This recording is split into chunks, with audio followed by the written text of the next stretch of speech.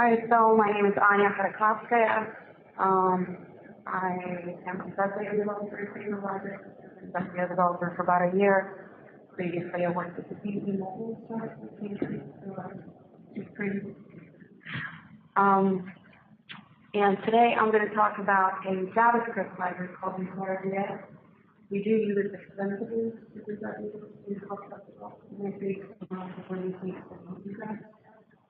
So we kind of want to take you through it so that you understand what it is before you have to use it.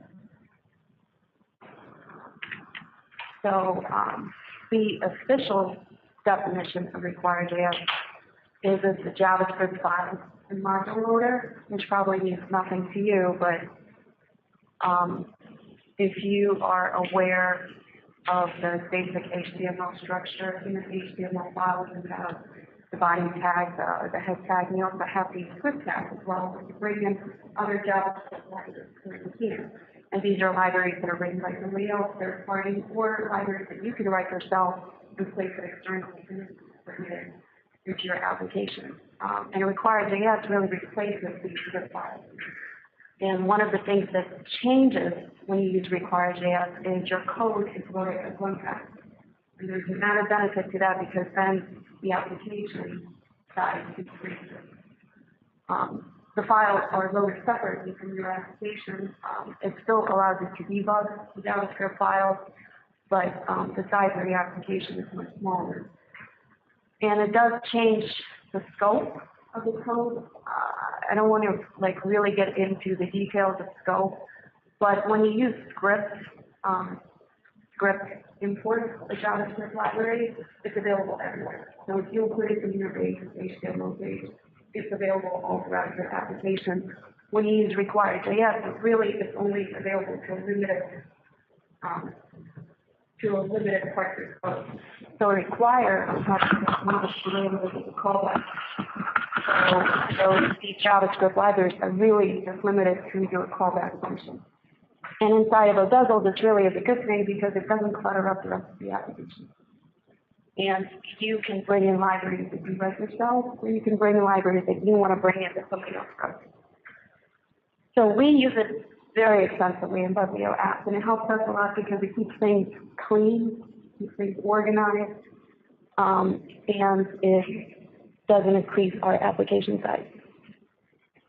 We also we've kind of played around with it, and I say played around with it because I think it has a lot of possibilities, and I think we're pretty excited to see what others can do with this, but we have inputted third-party libraries like Google Maps API, the signature capture that we do, and Yammer, that was another one, so you could get to use any application like that. A lot of times they will have JavaScript libraries that you could just embed within your website. Or you can write your own. So if you have a whole lot of code that you want to share between Bezlios, if you have maybe company-specific code or system-specific code that maybe every single Bezlio would be like little snippets that you want to write for yourself, you could just require it inside of the Bezlios. You can do that as well. The stipulation is that you're going to have to host it on your own somewhere publicly. So for Bezlio apps, I'm not sure if you guys know where they are, but within this Bezlio list, I'm terrible at public speaking, by the way, so bear with me. I think all the developers kind of curse whenever I give them. I definitely curse, sorry. Definitely, that was me for sure. But these are all of our what we call Bezlio apps. And these are applications that give you a good start to talk to your system. There's already a lot of written code in here. This is much bigger than snippets because snippets is just little pieces of code. These are actual functional Bezlios that you can just import. And Account View is one that you saw quite frequently between presentations. So these are continuously expanded. We're always going to be adding, or at least for a long time, always going to be adding goals. We're continuously improving them. We're constantly making changes. And this is where we really take advantage of require.js. And I think I mentioned this before, but it separates out our code. And what that means to you is that it makes code more readable. I think every developer, one of the first lessons you learn is, within a development team environment, keeping your code separated, encapsulated, and readable makes it more maintainable and kind of increases speed. So you come in there and you're able to read code, you can modify it to your use very quickly or much quicker. So it saves money because then you don't have to pay somebody as much. But the separate load also allows debugging of our code. And this is really true to Bezels, where this is just a great benefit because right now within Bezels, you can't really debug code.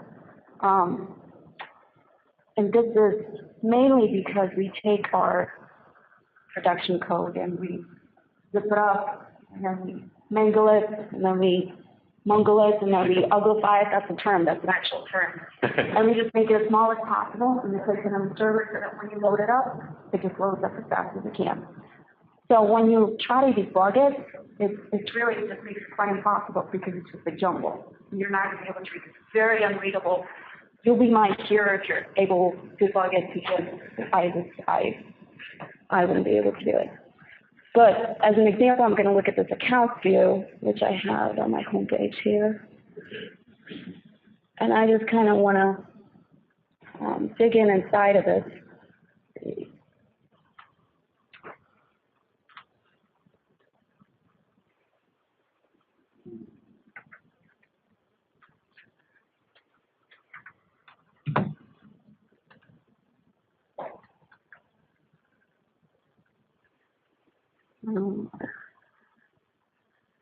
So just look at it internally in a few of our functions. We're not going to go through all of these, but you'll see within these functions, there's really not a lot of code.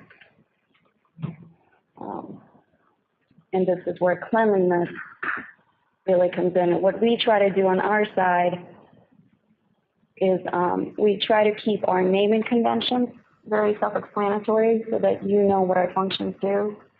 So if you were to come in here and make changes to customize this to your needs, these run query, you know that there's just running queries to maybe pull up accounts, or at least that's what the name of it is. But what you can do is you can take this link if you really want to see it, and you probably do want to see it because then you can see what it's doing internally, and just go to it, and it'll pull up the code that we're actually using in the background. And here you'll see the functions that are publicly available to you. Which functions are publicly available to you will be defined by this return function at the end. So some of these might be private, and we just use them internally, and we don't want to make them available to you, but I think all of those are public, no matter what.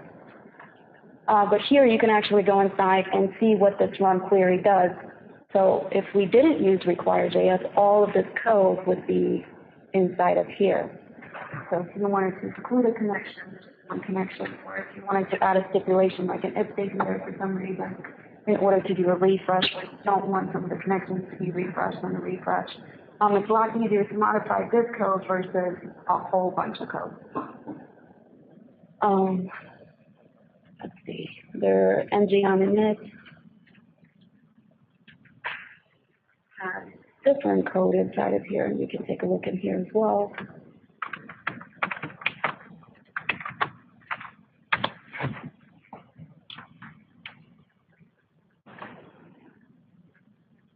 And you'll see just much of the same thing. So in here we do pull in account.js inside of the require and define, which requires statement right here and define.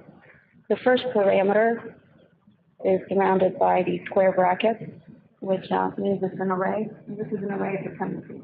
That's for the require statement and define statement, where you actually define your library, and then when you pull it in. And it just means that you can pull in multiple libraries.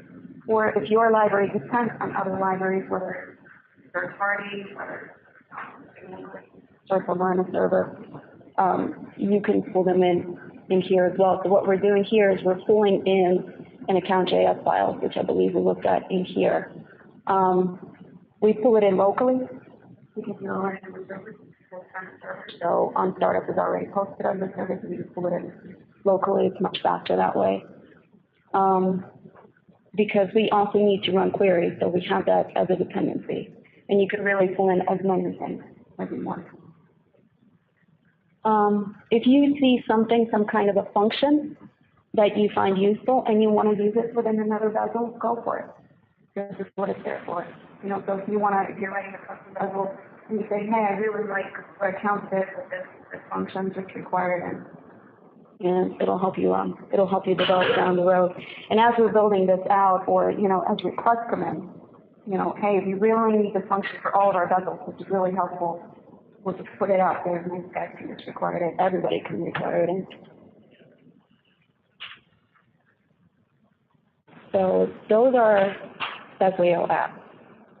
In terms of debugging, and this is really, you're going to have an entire presentation on debugging, which I'm not going to do today since we're limited on time. But if you press the F12 button, which is not on this keyboard, or you just right-click and choose Inspect, inside of Sources,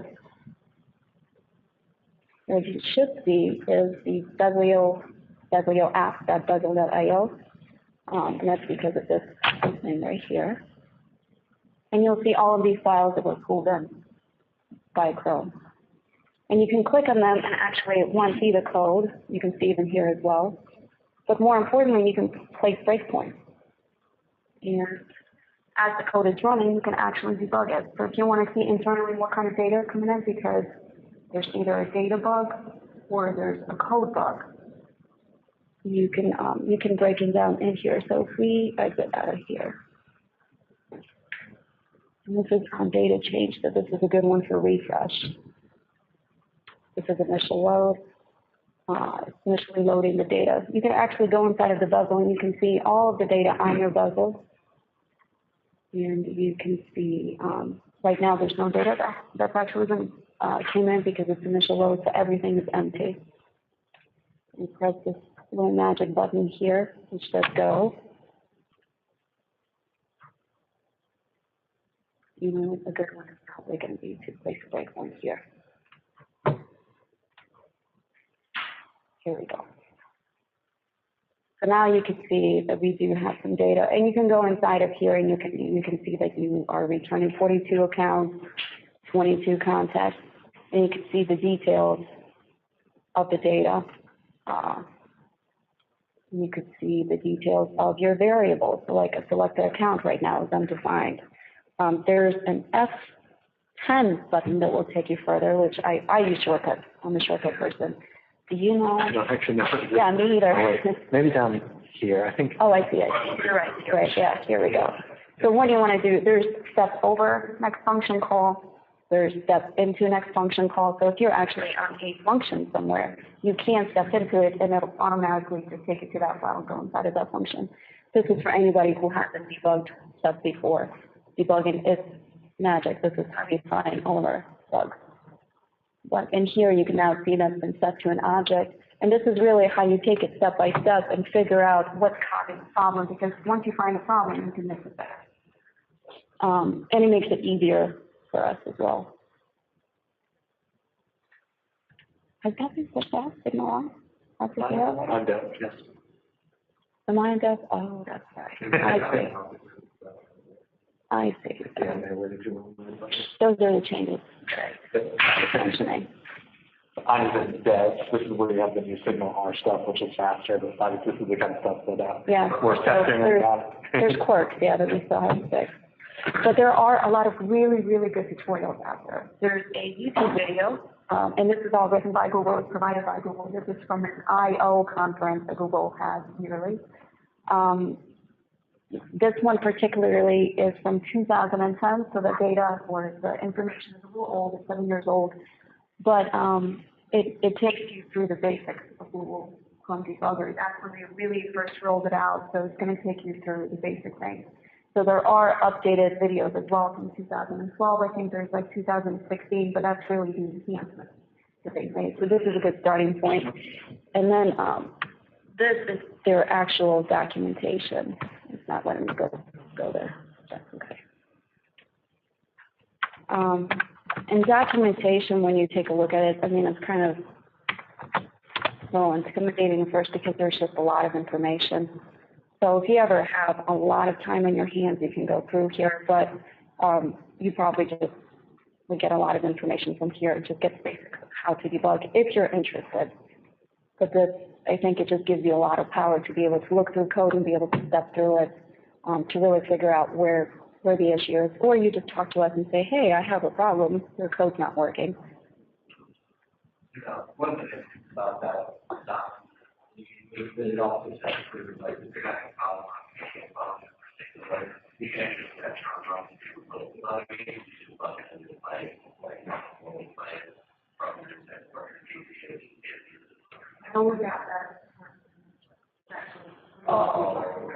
Yeah, personally, I ended up with an icon. You can view locally.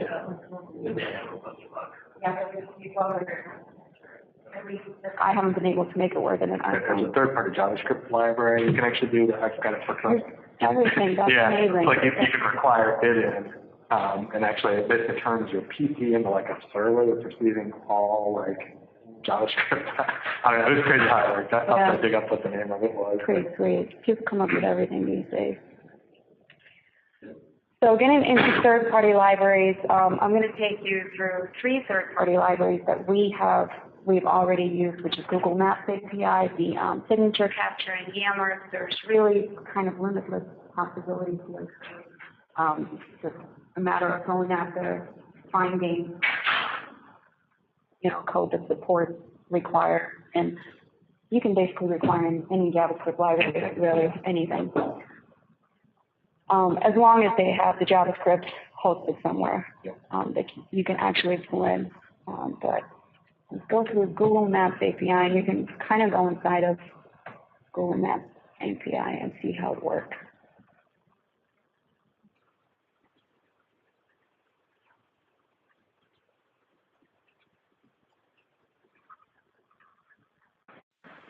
So this is a free version of Google Maps API. One thing to keep in mind, you get what you pay for. So they limit us quite a bit on a free version. So sometimes when we try to query too many things, we have about 147 customers within this area, which we're trying to map. They will not let us map 147 customers because it actually comes back over querying them. So if you're going to bring in Google Maps API, it will probably be a good idea to actually pay for it, because then they give you the full features. Let me go outside of here and try to reload it.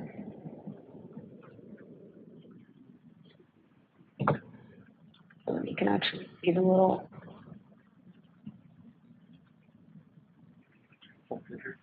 What's that? Maybe you do for yeah. the signal are disconnected. Yeah. Well, Google API doesn't depend on that.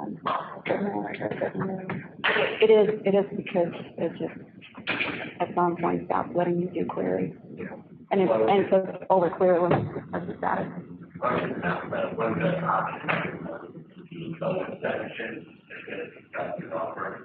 You'll notice the setting on the Mac have to check location. We should query it along with all you can have it on the smartphone. But I don't know how. And I think I want to point out, like, something like this, that you see where all of our libraries were at. We were pointing to Bezlio -apps, That's just a web server. We're just hosting those JS files. It could be any web server, any like or whatever. Like, it just needs to be the file to be somewhere reporting in this require. So it's a lot of different ways.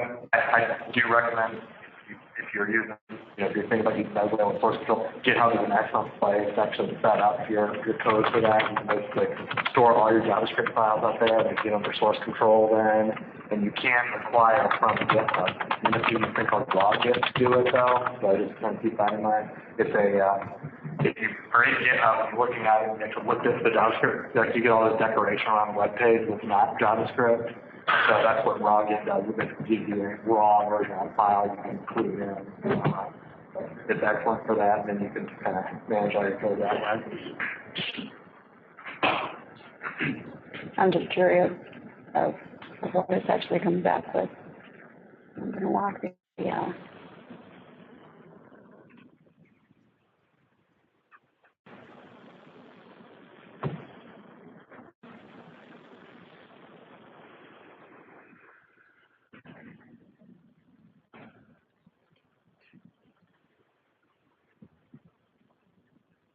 I wonder if it's actually, yeah, once you come around to this.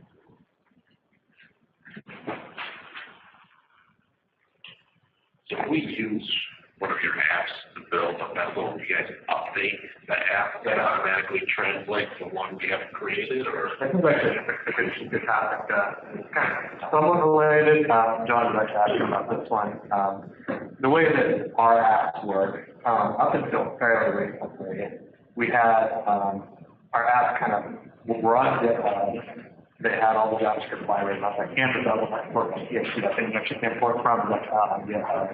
So when we made new versions, there's, you accept the code, do a kit master, when we import it, it would, be the latest version of it. And if we ever made a change to JavaScript, we would automatically do the latest version. What we were able to do, though, is that if we did a major refactoring of the JavaScript, you had a whole version of the Bezlio that we could actually call a live array of your running Bezlio. So one of the changes we've implemented recently is now we can act selecting subfolders for version out there. What that lets us do is, if there's ever a bug fix, we can retroactively fix every folder, but we'll never introduce a break and change in the subfolder. So essentially, you don't need to do anything from a library standpoint. There was going to be updated code that does the exact Bezlio itself in the markup and channel. That you have a little copy of that. The reason being is that you might tweak that. You're tweaking the UI of it, but then on the back end code, you're kind of running that file unless you swap it out. Well, how would we know about version? Okay. So probably the easiest thing to do would be on GitHub, you can actually sign up to monitor. If you go to github.com/Bezlio, there's actually several projects out there. One is Bezlio-apps, Bezlio-plugin.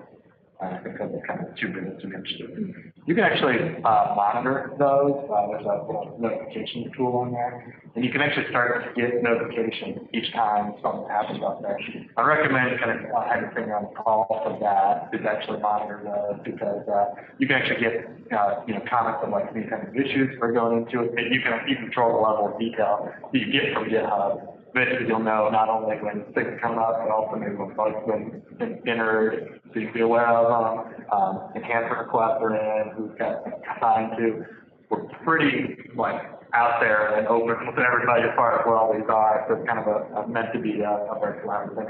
We also it's open for you to write your own issues with it there as well. So if you have an issue with the app, that's, we're certainly can set up emails and that sort of stuff, or even feature requests, things like that. Some customers do that. Put them directly out there. We can't, guarantee that everyone is going to get assigned or where it's going to get done. It's a good place for everyone to keep track of what's going on. Is there a way to see, if we use an app, which version, and on our, which version?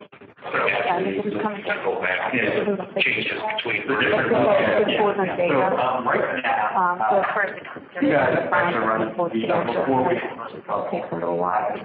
where we were. Right now, they're technically, if you're just comparison, you can't say what's in that.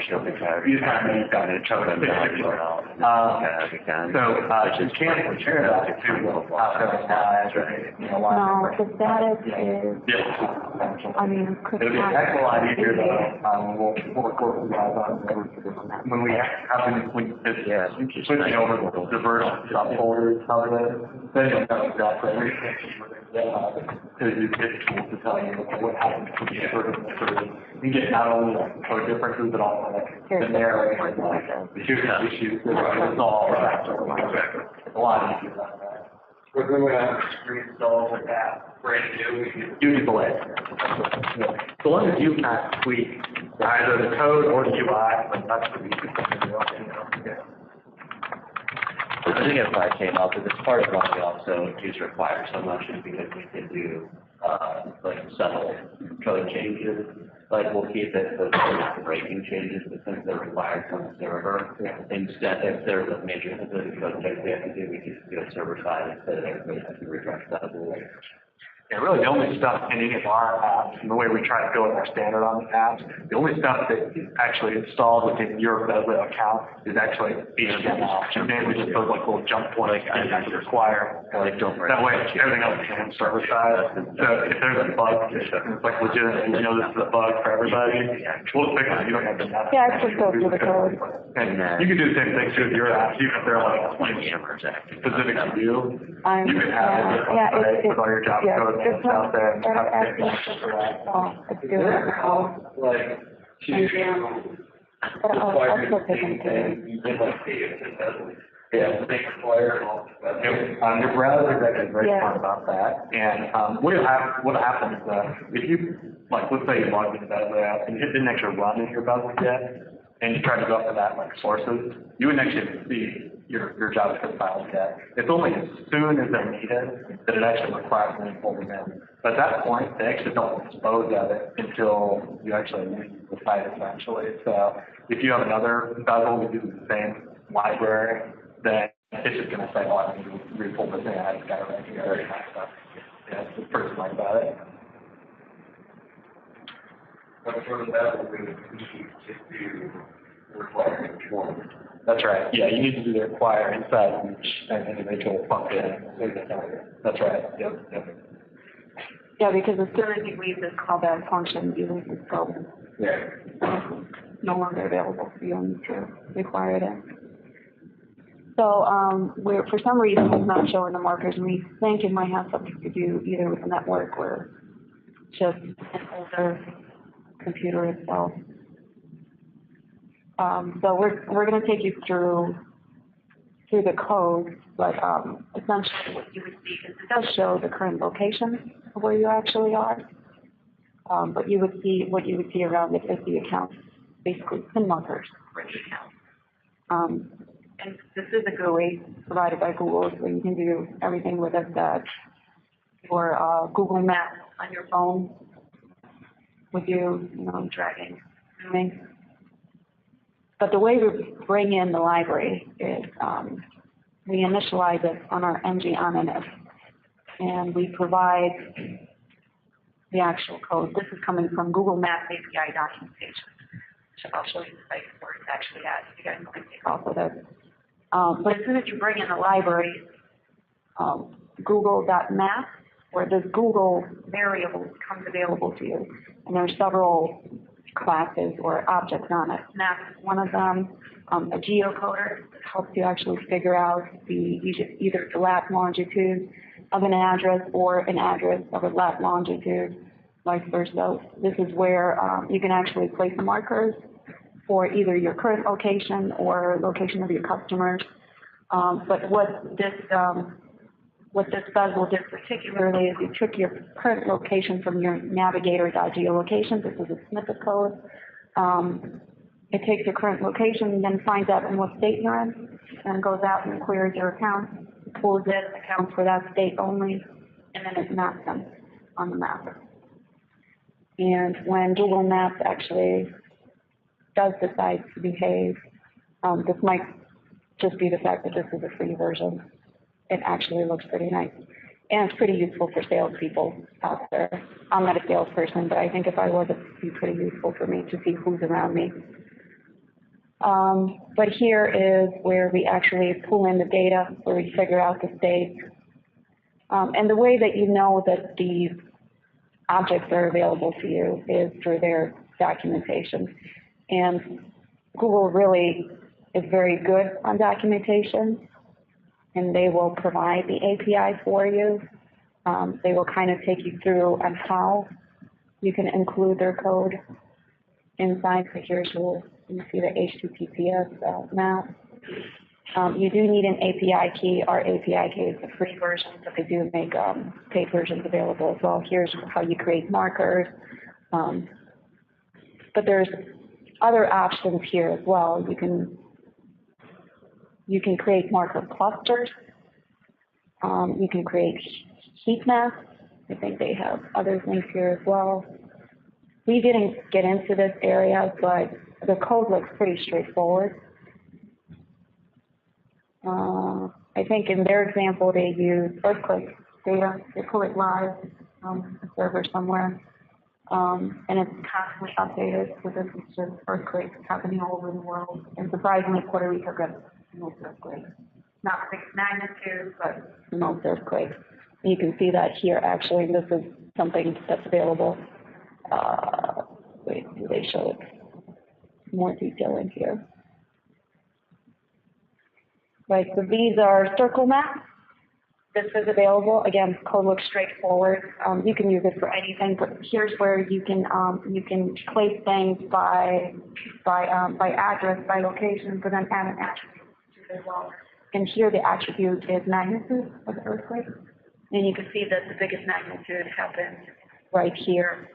There's other places that have them pretty high as well. Surprisingly, Alaska has a lot of earthquakes. I didn't know that. But this is just some of the options that are available to you. We use this just to kind of show a quick example on our side. So let's see. We also have the signature recorder here. This is also used in a third-party library. And we can get inside of here and see how we bring it in as well. The HTML is very easy, actually. If we go back to, I'm not going to do it now. You're just going to have to trust me. But inside of the Google Maps API, HTML is literally like one line. Yeah. So this is really up to Google Maps to make it as easy as possible. Because they have a Google function that they do have, something that relates back to HTML. They just need to kind of give you the definition basically of what you need inside the HTML page. And at the end of that page, all you need is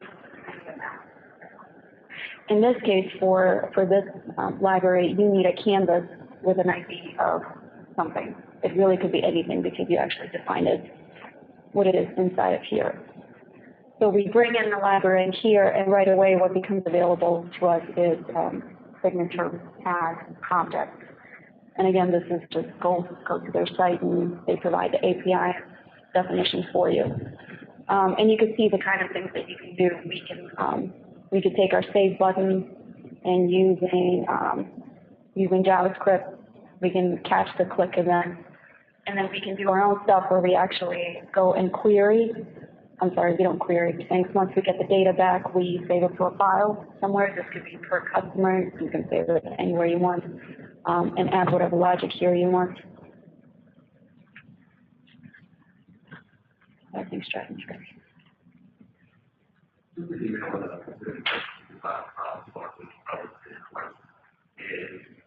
Is it declared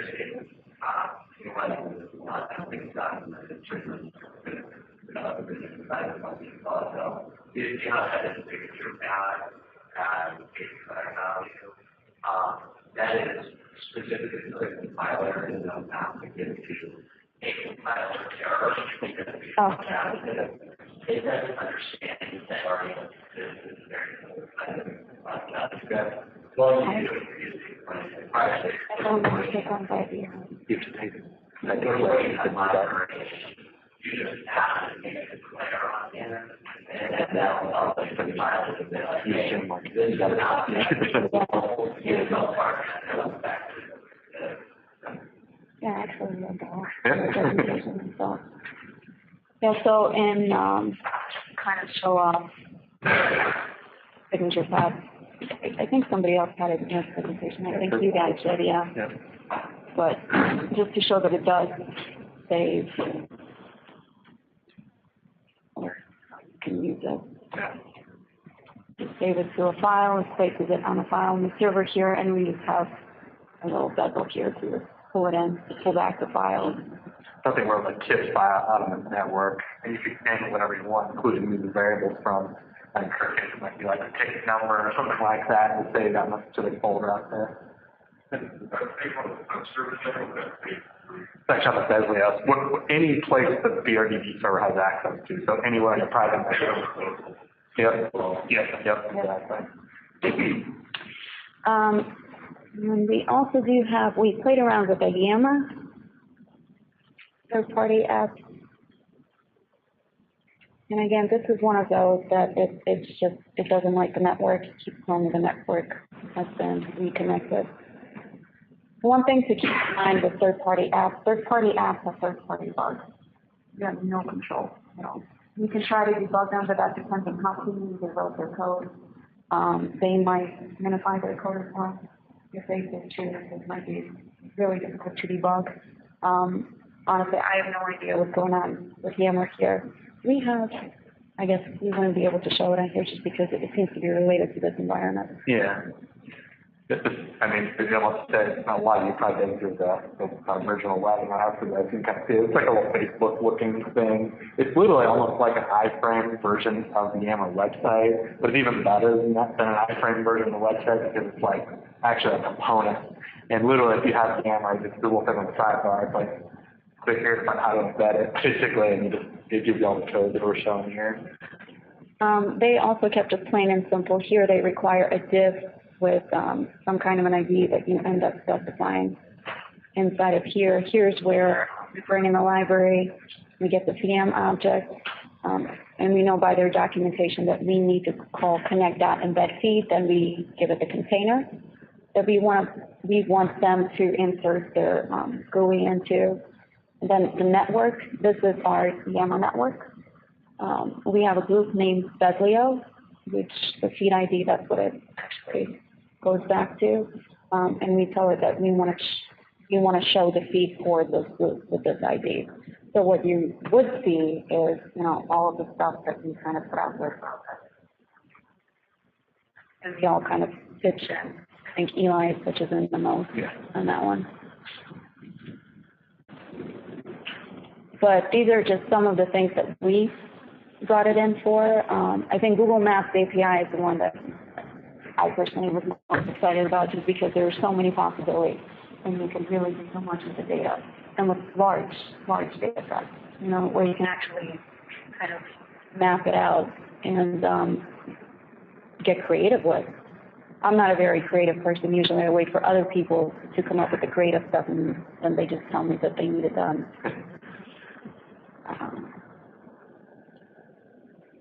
So documentation can be found for these on developer API sites. So for Yammer, there's developer.yammer.com. For Google Maps, there's developers.google.com. These are usually companies that are pretty well established. And the companies, you tend to look for companies that are well established in order to they have libraries available. They have most resources to provide you good documentation. As you're in there, because then you can build better things with their products. And again, third-party app means third-party bugs. So that's the one drawback to this. So in order to write your own modules, and we do it for cleanliness and for you guys to make it more readable. But the biggest reason I think that you would want to write it is for code review, so that you just put it out there and then just require it in whenever you want. Or maybe you want a snippet of code that you just don't want to, because we push up all of our data to the cloud. So if you want to keep a snippet of code that's completely yours, posted somewhere, then you can keep that separate as well, if that's a need. The way we write our modules, which is what they're called, is modules, is we first build it out in the custom builder. We build the whole entire bezel, make sure everything works, and your code actually does what it's supposed to do, and then we separate it out. And then we place it on GitHub, which later is on the server. You can do it that way as well. This is the easiest way that we found for us, just because then we know it works in inside. And then you could go and place it somewhere else that other people can now use. And the format, the AMD format, increase the control plus. Do you hit the here? Oh, thanks. Get this very low. So this is the basic format. You saw this in accounting, and really you could use our Bezlio apps as kind of like a guideline for how you want to write these. I think they're pretty clean where you can actually follow along. But it starts with define. This is where you define which functions you actually want to make public, and here we only made the work function public. We kept it as a private function. You can do in here whatever you want. You can bring in dependencies. These can be local dependencies from the hosted server, or these can be third parties, so you could actually go out externally somewhere, bring them in as many as you want, use them any way you want. And really, it's just, this is called an AMD format. I think it's asynchronous module definition, but it's very straightforward. This is like the one that they decided that is the best format so far, just because it's very, very simple to follow. And that's it.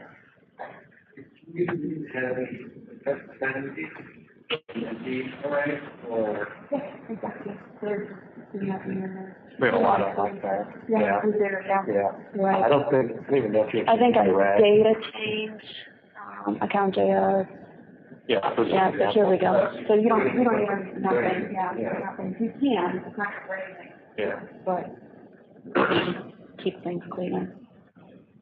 And if you have but if you did have dependencies, actually it loads them in the same way that even the expenses will. Like you only bring them in as it's needed, and then the browser kind of remembers it and reuse them if it's already got them in. So like if it doesn't call account, it'll say that will call account. It's not going to try to double download or something like that.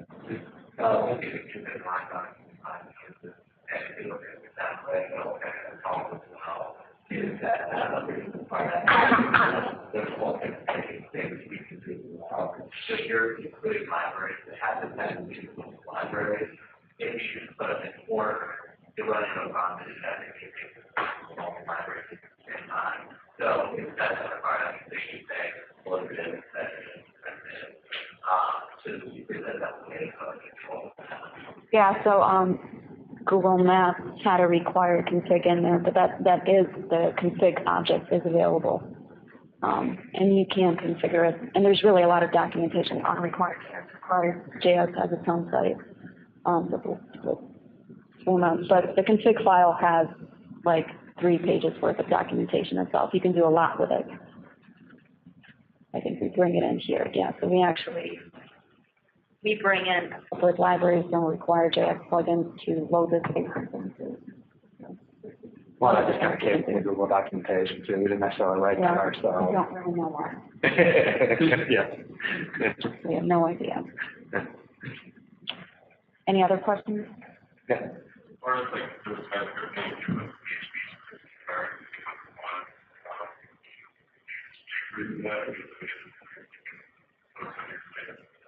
So jQuery is already technical. We use that in with that session.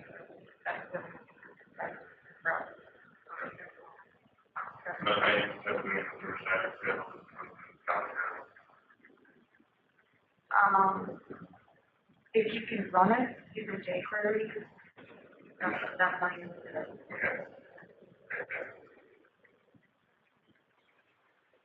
A lot of these things too, like, just think about like the way you Google and find some of this sort of stuff, like, that signature pattern that Ken started asking about how to do it. It was literally just kind of going for JavaScript and then whatever you're looking for. So JavaScript signature capture happened to be the exact first search result on the GitHub page. And, the board, do you haven't have that one up? Which you have one? that in your link? Which one? The signature capture one, you haven't had Oh, the documentation? Yeah. Because it kind of shows like a lot of this stuff is actually part of the. I didn't. Look for JavaScript signature capture. Okay. Which is what I Googled for on that.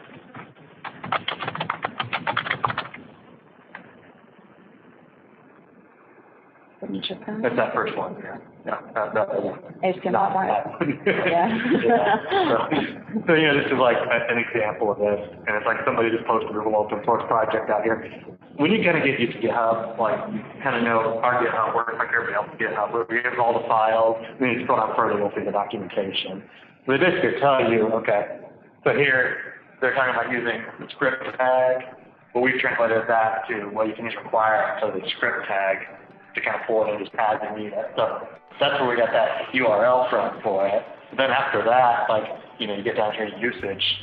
Everything within usage is completely, you know, you can do every bit of that now within the bezel. I've included it. So that's where we get the canvas object and the new signature pad and all sorts of stuff. So it's like really like any, you know, this is not Bezlio specific. This is just generic kind of web programming at this point, and just anything you can see with the import script is like doable with a bezel. We do have Google Maps API available as a snippet for anybody who's interested in playing around with it, but you do need an API, so it's pretty easy to get.